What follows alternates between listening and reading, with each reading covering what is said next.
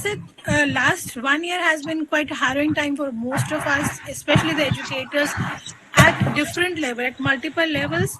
Right from how to conduct the online classes to how to the students interact. Then very important thing that this pandemic brought forth is the tussle that began between the school and the parent.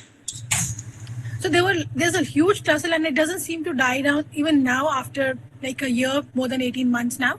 It still is there, prevalent there, and we don't see an end to it. But at the same time, having said that, it is very much important that we still figure out how can we as educators work together and maybe show value to the parent in the work that we are doing. So somehow, there's a lack of faith between the parent and the school now. And that can be bridged only and only when the school at this point in time comes up with something, contemporary, comes up with something that is, prevalent, and that something that, the parents can kind of, what you could relate to.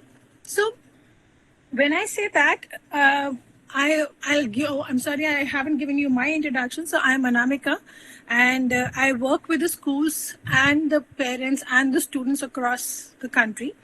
And my observation when I talk to the education leaders, so I host podcast on every Saturday with education leaders, and my interaction with them has led me to understand that as a principal, as an administrator, or as an owner of the school, everybody has the single vision of giving to the children what is important right now.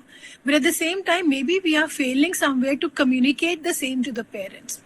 And that is what has led me to understand that that we have to bridge the gap between parents and the school also. As a person who has been working with all the three segments of the school, with the three pillars of the school, I have understood that there is an urgent need that we bridge the gap between the school and the parent. The quicker we do it, the better it is.